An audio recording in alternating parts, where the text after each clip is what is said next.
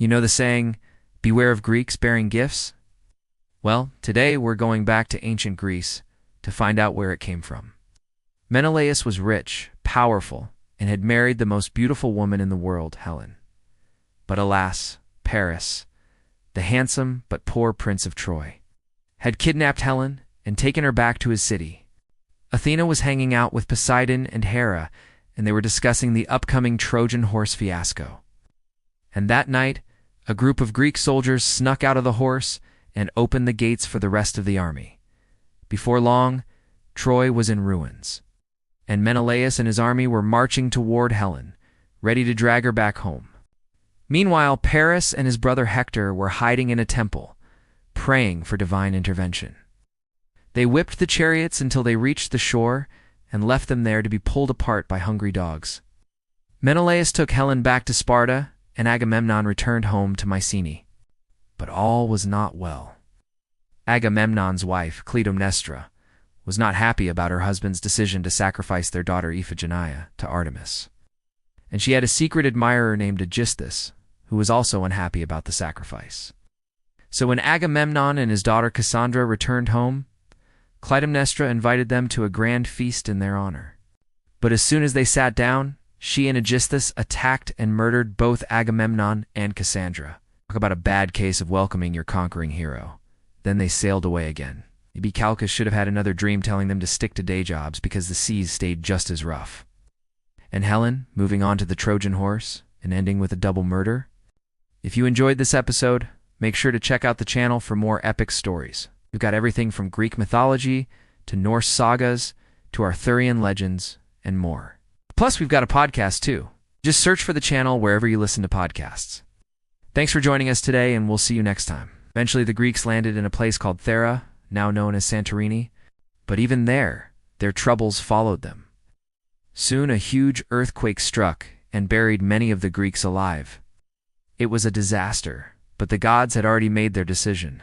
Helen was returning to Sparta, and there was nothing Paris could do about it. Poseidon was pretty pumped about the plan, but Hera wasn't so sure. Guys, she said, Paris is my nephew, and I'm not really down with this whole destroying Troy thing. They loaded up their ships with gold, women and children, and sailed away from the destroyed city, but they didn't get far. Soon, a terrible storm hit, and their ships were tossed around like toys in a bathtub. And you guessed it, Calchas had another dream, this time from Poseidon.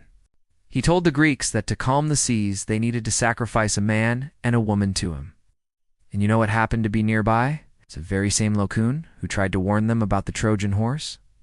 Oh, the irony.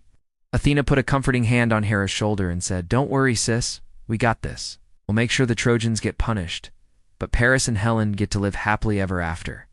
And with that, the gods agreed to help the Greeks win the war and bring Helen back to Sparta. Naturally, Menelaus was furious and called for help.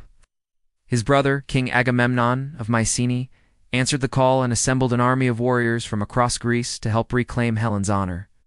He dragged Helen out of the temple and told her she had 3 options. She could come back to Sparta with him. She could stay in Troy, or she could go with Paris into exile. To his surprise, Helen chose to go into exile with her lover. The two of them set off into the sunset. Or maybe it was sunrise. Who's counting? The important thing is that they lived happily ever after, at least until Shakespeare came along and turned Helen into a tragic figure in his play, Troilus and Cressida. But that's a story for another time.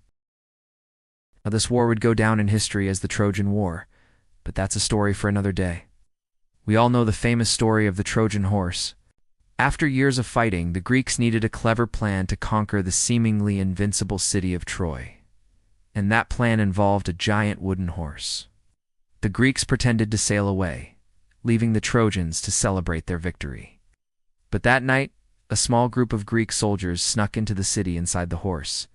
They opened the gates for the rest of the Greek army, allowing them to sneak in and burn the city to the ground. The next morning, the Trojans realized they had been betrayed. But it was too late. The Greeks had already won.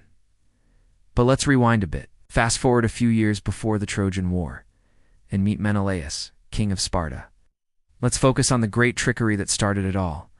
As the Greek army prepared for battle, the wise old seer Calchas approached Agamemnon and said, "Look, guys, if we attack Troy head-on, we're looking at a decade of fighting, and nobody has that much time. Listen, I had a dream from Apollo, god of archery, and he told me there's this wooden horse near the harbor.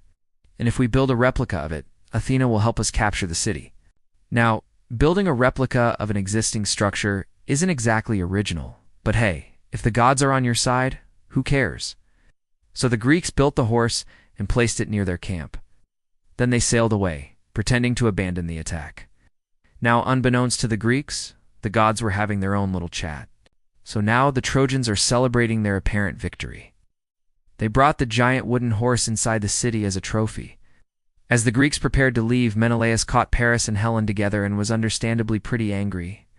As the Greeks packed up their things and prepared to leave Troy, Laocoon tried to warn them, but they ignored him. So the Greeks dragged Laocoon and his son away and tied them to chariots like horses. But the survivors were eventually able to escape the island and reach the Peloponnese, where they split up the spoils of war. So there you have it, the complete story of how the Trojan War kicked off, starting with Paris.